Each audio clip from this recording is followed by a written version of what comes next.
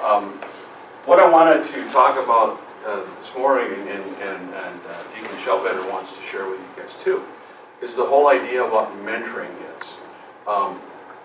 We have a mentoring program as part of what we do in the in-prison program, and it's great to have a start inside because you can build relationships with people. Most mentoring programs are going to exist on the outside, and so it's a little bit different. And one thing I want you to know that the ministry we do inside is so important, but it's a beginning. And prison is a very artificial setting. It's not a natural setting. It's a very predatory setting. And so whatever changes we see beginning in prison will be tested. And getting out of prison is an incredible challenge in and of itself. So that's why having a mentor, someone to be working with you outside of prison, is really important. So, just to give you some background, every year 700,000 men and women are being released from prison. So that's about 2,000 people a day. That's nationwide. And then in Minnesota, in our prison population of around 10,000, we see 5,000 go out every year. And many of those people come back on release violations. They did not commit a new crime, but what happens is that they maybe didn't report to their PO, or they may have, drank alcohol or smoked pot or done something, and they would not pass a test, so they'll abscond. And then they'll end up being sent back for different tests. So that's the reality, that's the scope of what's going on. When people get out of prison, we know there's primary needs and there's concerns. Housing is a significant thing. And depending on your crime, will affect your housing.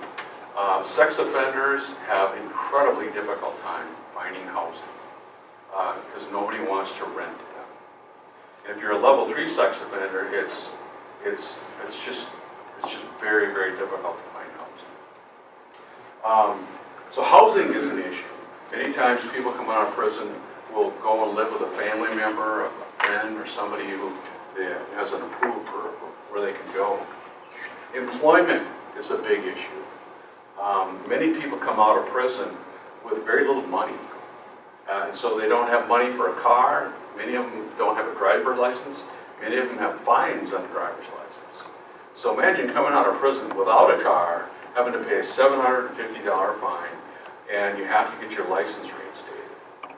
So the idea is, going in employment, you're going to have to find something on a bus line. And the reality is the best jobs aren't on the bus line.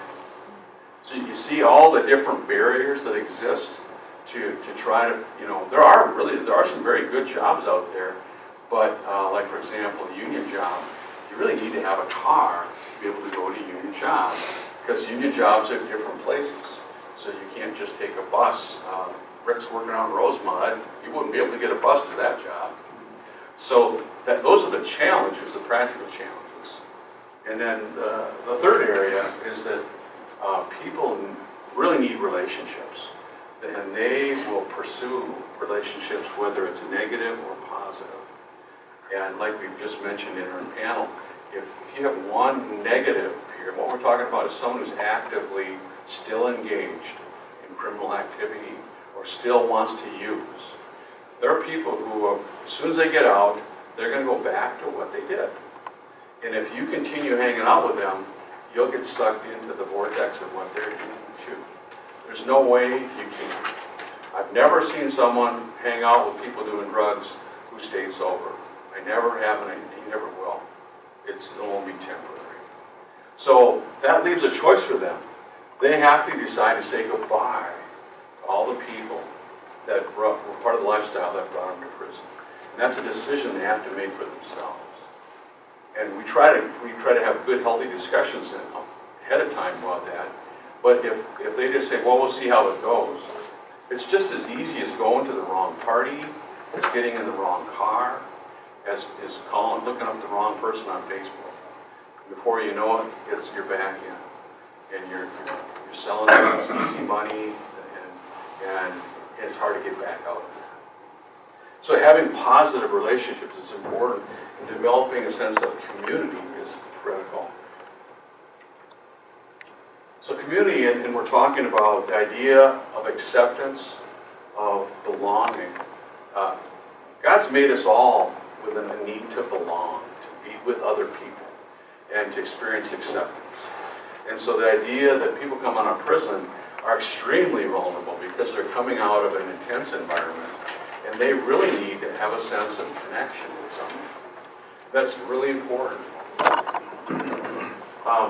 And obviously for those of us in the faith community, the idea that we can invite and embrace people coming out of prison and really show them the love of Christ, that's part of second great commandment. So the idea of being that way and inviting people in. Faye mentioned the group over at Calvary Church in Roseville. They like to tell people when they show up, we've been waiting for you. In the best sense of the word. Hey, we're glad you're here. We've been waiting for you. Who are you? Tell us about yourself. It's a sense of hospitality where people go, wow, I don't have to hide. I don't have to pretend. I don't have to, not tell people certain parts about myself. I can actually be me. So the idea of promoting community through mentoring is really, really effective. Perhaps the greatest human resource to helping a returning prisoner succeed is a mature and positive mentor or group of mentors. A friend, a coach, a guide, and a role model to counter the influence of antisocial peers and illicit temptations. For those of you folks who go into prison, they see in you things that the love, the peace, the joy, and then they go back and talk amongst themselves and go, you think it's real? Yeah, it looks real. So many different people who are here, who are different in personality, seem to have that. Must be real. So I mean, they're actually really trying to decide, should we pursue this? Should we invest in this? And so volunteering and going in is very powerful. And really, they ask the questions, can I really have a happy life when I come? Can I really have a life of meaning and purpose like you guys are talking about? And so that's why having relationships and being a mentor, just being who we are and how we order our lives, communicates to them that Christ is alive in my life, He's alive in your life, and He can be alive in your life. And there's things to be learned along the way. So the idea that they have interactions and they help ex-prisoners develop good decision-making and problem-solving skills. Those are important phrases, is that very typically people in prison have not learned good decision-making skills and do not have good life skills. And I wish there was a book to just give them where they could read it and the light bulb would go on. There are books that do help that. You guys are all familiar with like the Boundaries books. I don't know if you're the first time you ever read Boundaries, you go, oh, the secrets are there. Hey, there's a way to have boundaries in life. But see, that's just a beginning for many people. Most of us who grew up in a stable family learned life skills through our family. Many of the people in prison, their families were so chaotic or disruptive that it's elusive to them. They know that other people have good skills, they just don't know where to get them. So the idea of mentoring is very powerful because it's not really what's taught to people, it's what's caught. So how you talk about your wife, how you talk about your money, how you talk about your neighborhood, these are things that they pick up on and that's really helpful for them in learning. So mentoring is a practice of intentionally matching up people to an individual, and the mentor having a stable educational, spiritual, professional, and personal life. And the idea is that you're going to help provide some guidance to them. And it's not a professional relationship. It's not a personal relationship. It's a warm relationship, but it's a helping relationship. And something we need to know, and I have touched on, is people we're working with have had a past history of substance abuse. So the idea is they're probably going to have to consider some type of recovery and participating. You know, you heard Tim talk about AA and Rick talk about going to groups. The idea is that if you are using substances in your life in any degree, and 70 to 80% of the people in prison have a past substance abuse history. The idea is that going to prison is really not abstinence. It's just a pause. And it's not sobriety, it's abstinence. And so getting out of prison, where now you're exposed to all the temptations that you didn't really have in prison, now you really have to work with other people and move forward in your recovery. And there are groups and church-based groups and others that are part of that. Celebrate Recovery, Quest 180. There's a number of different groups around the city who are very receptive, that people can show up, walk in the door, and they'll be accepted on day one, and they'll be able to connect and get support. That's very important. Many of them have a background of criminal influence. It's very few people who are in prison who just did one bad thing one day. Many people have had a history of hanging out with people and have mixed in with substance abuse, mixed in with criminal activity. And so that's how they really basically been socialized. And so helping them to break out of that and walk out of that is part of our job. Many of them come, like I said, from a family turmoil, low education, and chronic unemployment.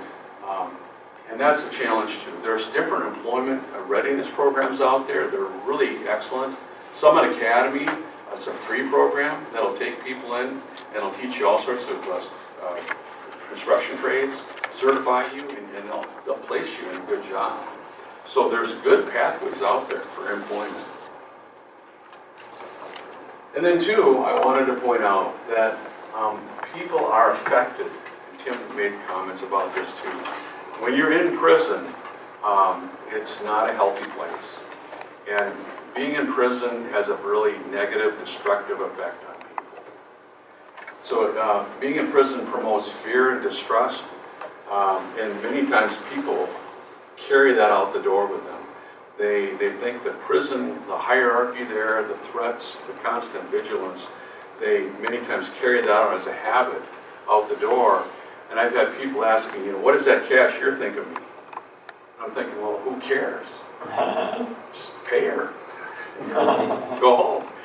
But that's how they're used to scoping out a room. Who's the threat in the room? Who's my ally? Who do I gotta watch my back with? And we don't think that way. When we go places, we don't think, man, is the sales clerk at Walmart gonna jump me? We don't think that way. That's how they've been conditioned to think. And they have to unlearn to do that. So that is an issue, especially for people who've been down for a while. It does affect them. So mentoring is experiential. The idea of being with another person, of actually listening to them, of learning from them, it's kind of I think it's an incredible privilege and honor to be with them and to find out how can I be supportive of you, how can I encourage you, how can I help you practically. It's also very relational, and we want to stress that it's really not authority-based. It's more being with them and being a supportive person, being a friend, and sharing your life with appropriate boundaries. The qualities of a mentor, we've got people who are really very direct, very pointed, and there's people that we have come in and teach things, who are speakers, instructors. That's really a different skill set. What we're looking for is people who are good listeners, people who want to know more about the person, that they have patience, that they'll walk alongside someone, that they have empathy. The idea is you just get to know someone who's been in, and now you want to find out, who are they? How has life shaped them? What makes them tick? And it's interesting how, as you spend time with people, whatever crime they committed, that was a point in time. question is, should what they did define everything about their life forever? And I hope the answer is no. But until you actually get to know someone and find out a little bit more about who they are, you won't know that. We want to see mentors be supportive and look for possibilities for people.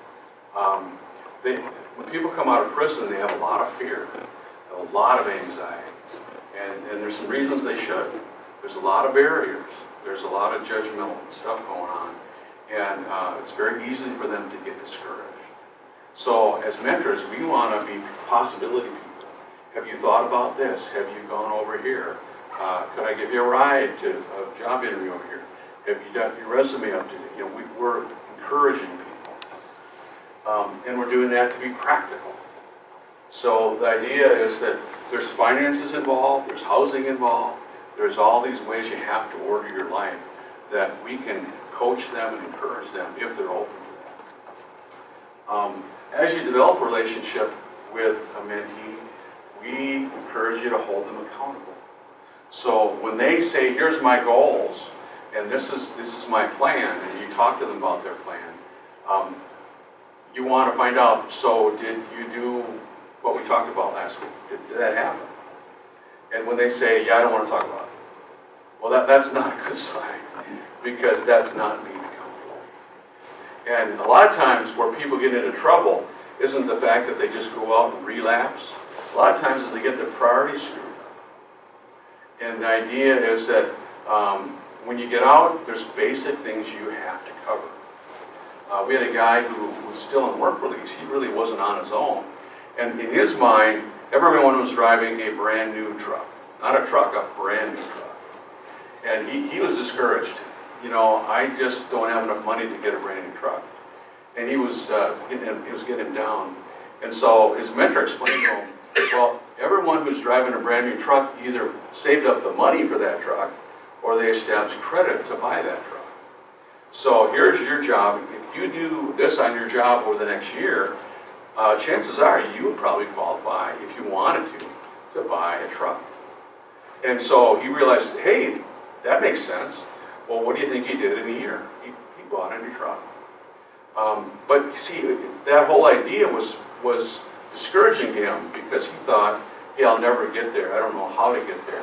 And having a mentor be practical with him and coach him on how to get there was a good way to go.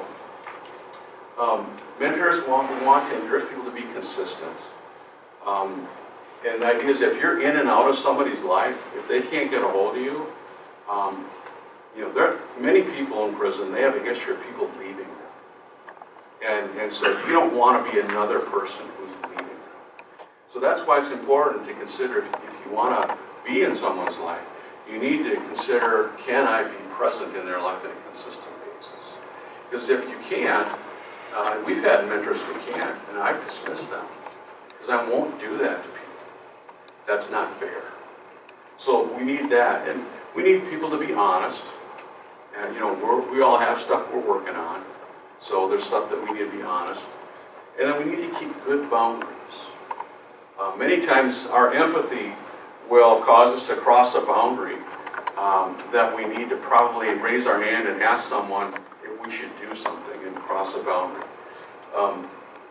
We do encourage mentors not to borrow money to people, because if you start doing that once or twice, guess what happens? You become an ATM. And that's not the kind of relationship that you want to have. So that's important. Mentoring has challenges along with it. There is a cross-cultural aspect to mentoring people. If you haven't come from a criminal background yourself, many times it's hard to understand why people made the choices they made. Why do they tend to self-sabotage? That's very difficult to understand at times. And then also our mentees have significant multiple problems in their life. Especially when you're working with women. Women are usually the caretakers for the children.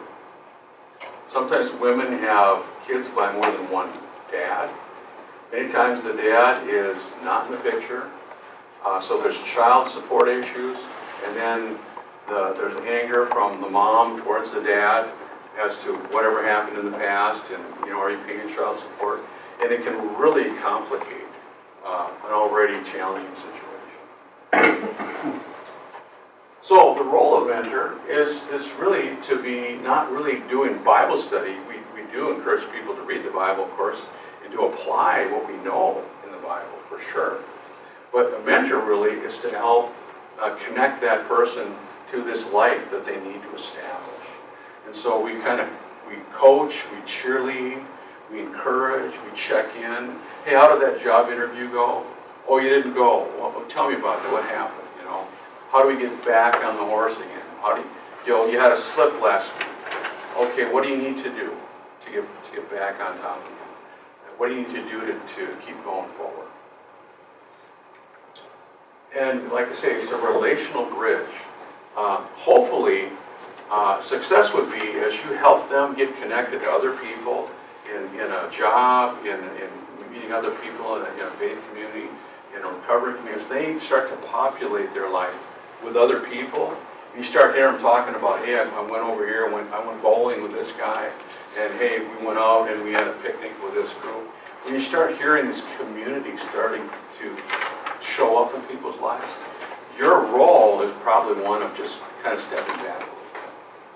What we want to make sure that doesn't happen is that sometimes people can be very narrow in their transition. They're going to go to work, or they're going to work too much maybe, and then you're going to be their lifeline.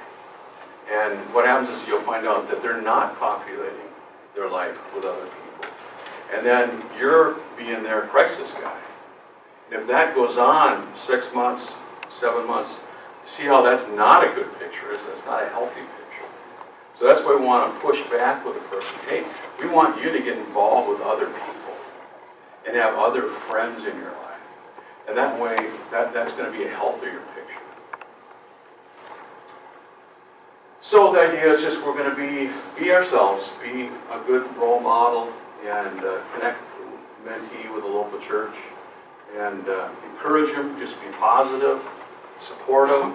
They will make mistakes, they will fall down. I used to wonder when guys would, it's mostly guys, but lately women too, where they get sexually involved with other people. A lot of times that's usually a pathway to relapse. And but I've kept the door open to people who've gone back to that. Hey, you really want to do that? And I've had people come back and say, I don't want to do that. I want to keep doing what I should do. And so there's times when people make poor choices. If you can remain connected to them and encourage them and still love them, but speak the truth in love, and the idea is that maybe they can continue making progress. So these are just basically summations of what I just said: being a friend, being approachable, and being honest. So, Deacon, did you want to pick up on anything or share? Yeah, I could give you a couple of sort of additions to what you've said. And yeah. What you've said, I've experienced and I see in those who are mentors, and what I have attempted to do. I didn't do it in an organized way in my life, sort of jump into becoming a mentor. It happened. It wasn't designed. One thing I would just add, in terms of mentoring, is these relationships that I'm able to develop in visitations on Sundays, that develop around the rec program. Then I've gotten to know all of these guys, and I end up having ongoing relationships with a number of them. And I write to them because some of them aren't around, some of them are in prison, or I visit with them.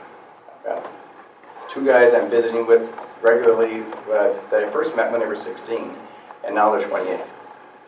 And we get together once every month and a half. And again, the questions are, what's going on in your life? And they're very open.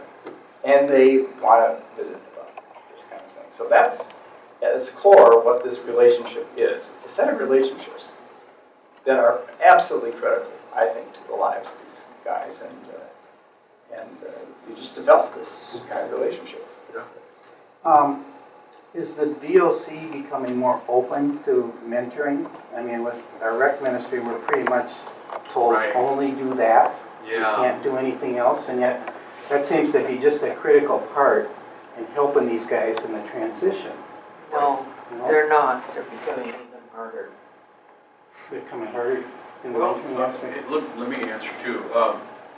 Well, Lee came today, and Lee is a significant gatekeeper in that picture. What we are seeing is that groups that are emerging, like what's going on with Embrace and Rec, you know, you guys, like a lot of groups, you go in, you see people change, you go, well, what are we gonna do when they get out? Yeah. You want to support them, right? In the past, the DOC saw any kind of inside-outside contact as problematic, and they assumed the worst. But what they're seeing though, and this is where this is encouraging, is that groups like Threshold at Calgary, there's a group up at St. Luke's Lutheran up in Bristol. There's places where they're being very open and transparent with people like Lee in the system. So they're having, you know, monthly meetings, monthly fellowship gatherings. And so people are, when they get out, they show up at these. And so what happens is that the DOC is becoming very comfortable with that. What we're trying to encourage people, like with what you guys are doing here, what Threshold's doing, is have some people who are maybe more oriented on the outside, who maybe are not going to go in on a rec, but so that kind of removes that conflict, but have them still be part of the community and have them be kind of the outside mentors to help people walk out the transition. And that, I mean, that's going just fine. But it's different people, it's different personnel. And so they're certainly open to having these monthly meetings and, you know, make sure there's accountability there. It's when people start meeting independently, who are going in and out, and they have good reason to be concerned. I had a mentor who, this is when he started inside, the guy got out, and this mentee said he was looking to buy a vehicle, he had money for a vehicle. And he wanted to buy a vehicle that just so happened that was the kind of vehicle the mentor owned, that his grandfather owned. And he called me and said, hey, can I sell this vehicle to my mentee? And I said, DOC rules do not give you permission. You cannot be a mentor and sell and have a financial transaction with your mentee. And he goes, oh, okay. And then I emailed him, I said, so thanks for telling me about, you know, it's good and you know that you don't have permission to do that. 2 weeks later, I start hearing, hey, he did this, he sold a vehicle. And I called the guy up and I said, did you sell this vehicle to your mentee?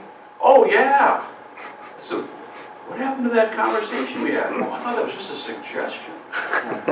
I said, do you know that you've been banned? You will never ever volunteer in a DOC facility again for 50 years. And that wasn't my call, that was the DOC's call. But I told you, don't do this. If you want to refer them to somebody who you know who can sell them vehicle, great. But you can't be the financial agent. And so, you know, that's where empathy kind of carries us out of boundaries and put them in a bad spot. So is there, within the DLC then, is there a list of these guidelines for the mentors that you guys do with Prison Fellowship?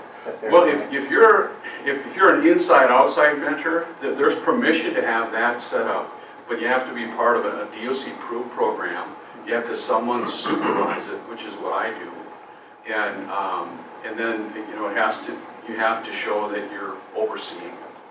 So I have to, if somebody does do something like that, I have to write a report. Thankfully, that's rare, but it shows the DOC that we're doing our job and we're maintaining it. Volunteers can come in and have a great deal of contact with people on the inside. They're not permitted to have contact on the outside, except for, you know, official gatherings and things like that. Mentors can come in and have contact with one person and then have contact with that person on the outside. It is an advantage to get to know the person on the inside. You develop that relationship because it's much more peaceful and measured being in prison. Once you get out the door, boy, you know, everything, let's go. And you got to have a job, you got to make money, and so developing a relationship is difficult. But really, the reality is the future of a lot of mentoring will be outside mentoring.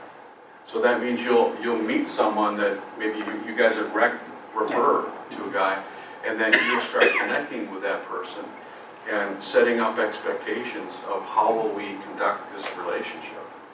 And then the idea is that you'll connect with that person and see where it goes.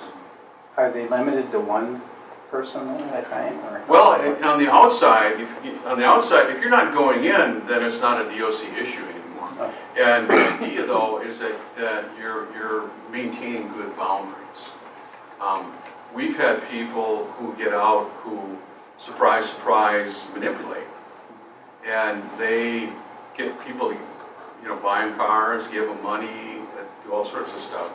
And, that's where the DOC, that's where problems happen. And that's where people get hurt. And so they don't like to see that happen. That's why on the outside, it's very important to stay connected to people who are operating your entry community to let them know what's going on. I just recently found out from somebody who told somebody about a person who was out, been out a couple of years, who really is slipping and is really making a lot of bad choices. So we kind of told them we can't have you do certain things, and we'd like to come talk to you, and we want to help you get back on track. And that's what we want to be about. We're not about penalizing people, but we do need to help people, because once they start making a lot of bad choices, it can snowball, and then bad things.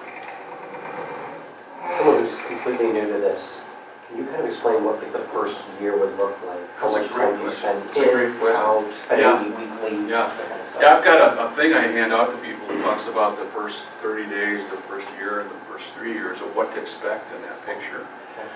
But for people getting out of prison, these guys are sharing, it's like, wow, I got to cover my bases. I got to get a job. I got to have housing. I got to take care of myself. And so, as far as you're talking about a mentor, okay, a mentor is you want to be able to connect with them regularly and be present. Ask the questions like where you can show about is asking questions is great, because it'll help you understand. Everyone's a little bit different, so the fears that Rick might have had, Tim might not have. They might have some different situations. So it's really a lot of times when I start with a new mentor, I'll just tell them, ask them, how's their life going? Open-ended question, and they tell you, and they'll tell you all their thoughts and feelings, and as you develop a friendship with them, then where the helpful part comes in is, so what are your goals? So what do you think you need to do first? And as you get to spend time with them, ask them, so how's that going? Because what happens is that if you don't cover your bases, if you don't find a job, it takes you a long time. That's stressful. I mean, it's going to affect you financially. It's going to give you temptations. So there's things that will have a strategic impact on their reentry. So part of it is just doing our part, encouraging them to take use of other resources, and we help people know what resources are out there. So when people start connecting resources to employment, to housing stuff, and they start getting these bases covered, then they're starting building momentum, and things are going forward. And what's the next step for it? I think that's kind of where I'm at. What's the next step? What's to be expected? Where does it go from here? Yeah, what we do is next kind of, we consult, we encourage people to be involved and connected in somewhere at some point. So if someone has opened a faith, are they real interested in going to a Christ Center recovery place? If recovery is not a huge issue in their life, you're interested in going to be part of any kind of fellowship or church, that where you can meet other people, where you can connect and build your life. Many times there's a resistance there. It's like, man, I'll be rejected. People will, when they find out who I am. And that's where we have to encourage, take people with, and introduce them to people, and help them kind of break through some of those fears. And you're talking about the guy being released. I'm talking about me, myself, as a mentor. What's my next step? What do I go from here? Right. Yeah. Well, you have a couple choices.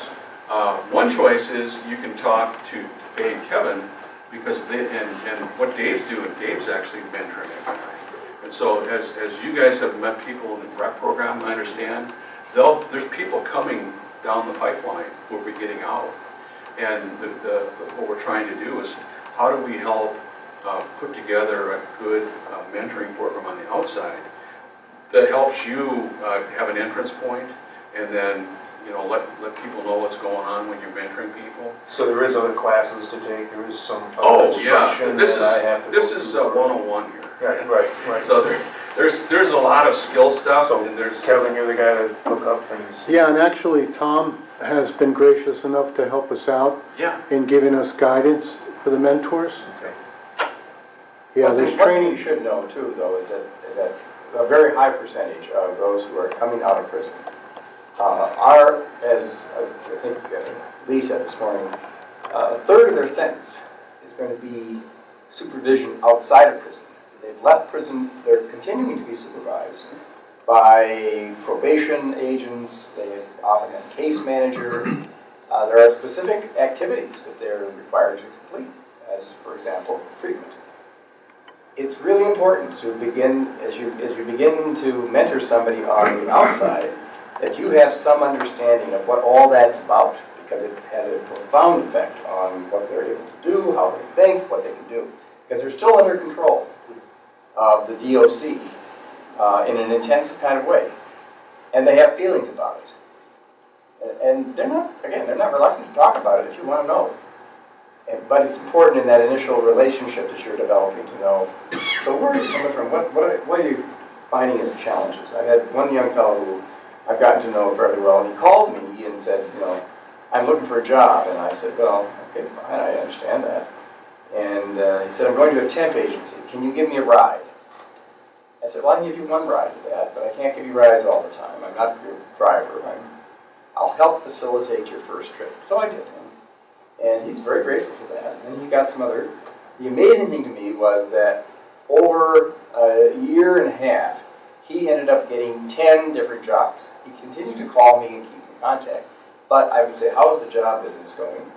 Well, this one was another temporary job, and he was very open about what the job situation was. I said, so what's going on in terms of your social relationships? Well, that's complicated and difficult. And I said, well, what about housing? Well, I'm living with 2 guys. That's not working out, so I'm moving in with another one over at another place. Okay, how about you wanted to reconnect with the religious community. Where are you going? And how often are you going?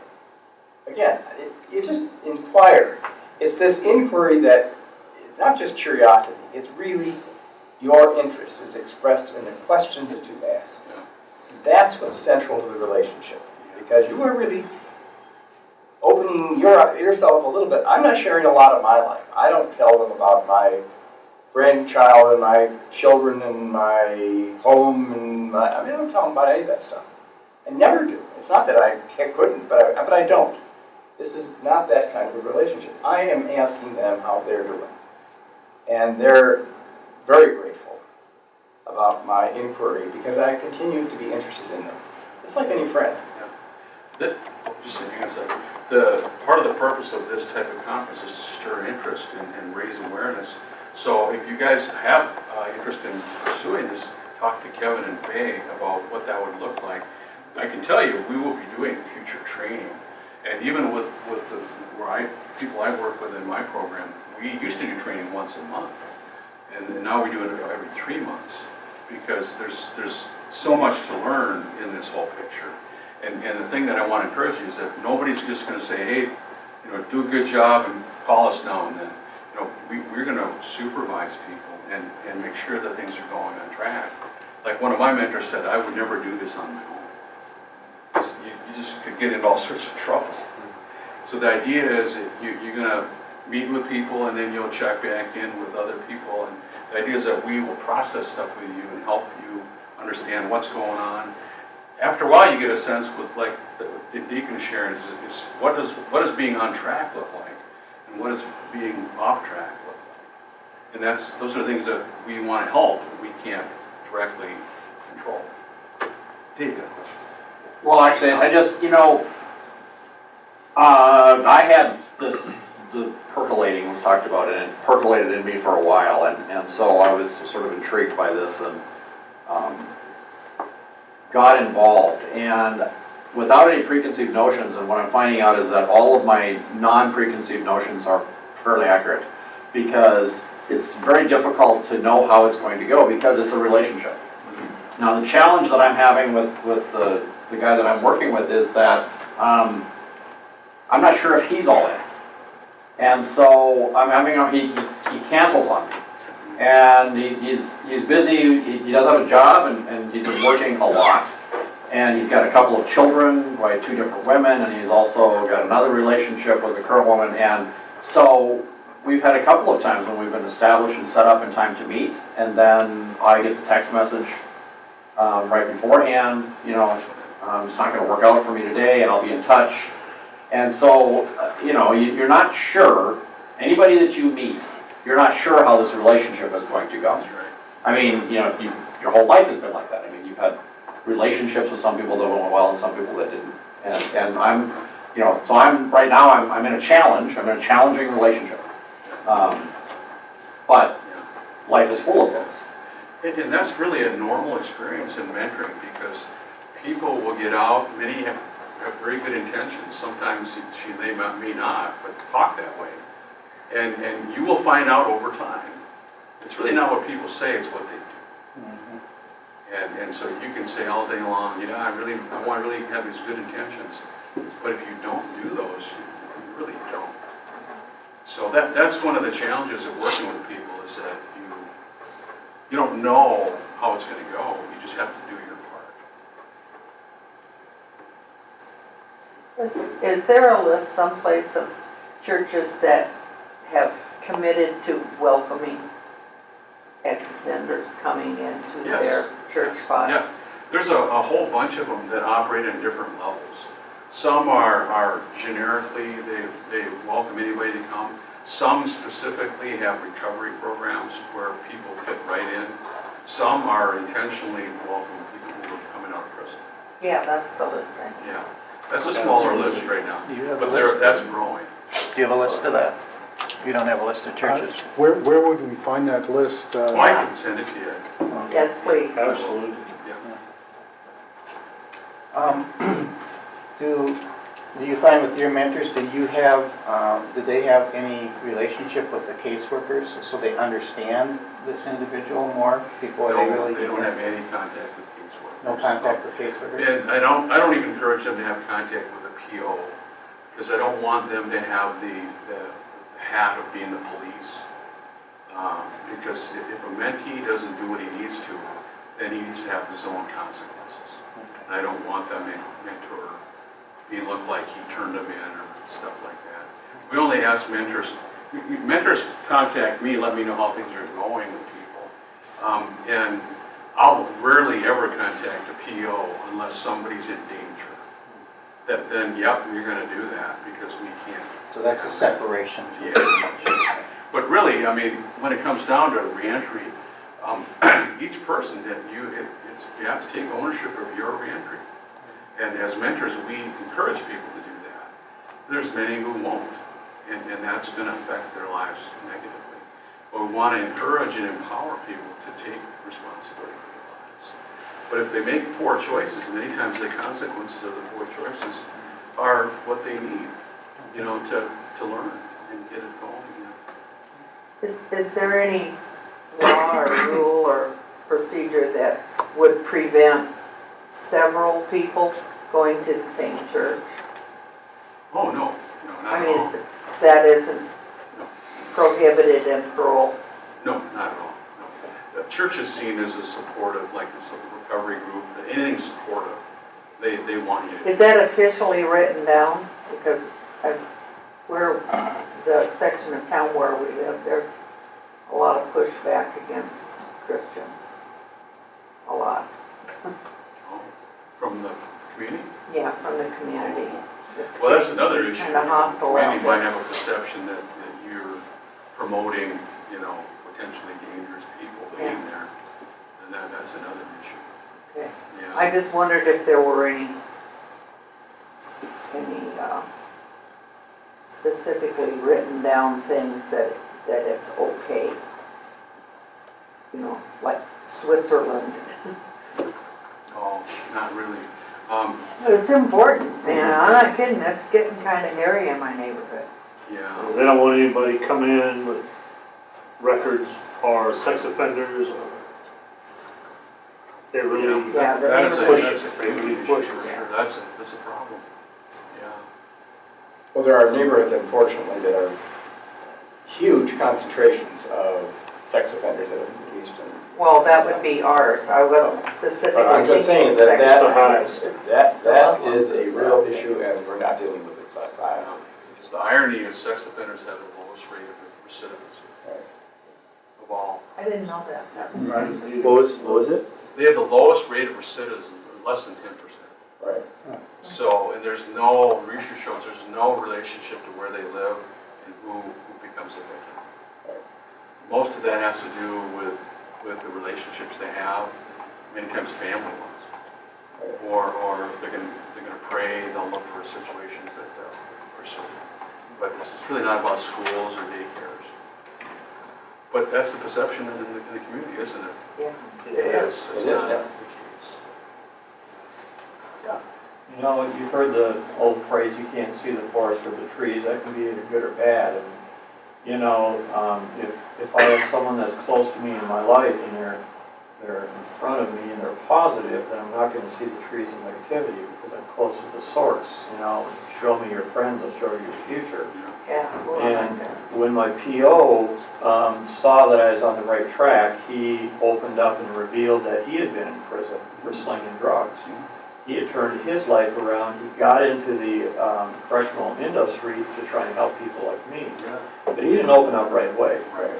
Now, my amicus friend would invite me over for dinner. I'd sit down with the actual family, and I felt like a human being again. It's like, oh my God, someone's sitting down with me, you know? And that was a lifesaver for me.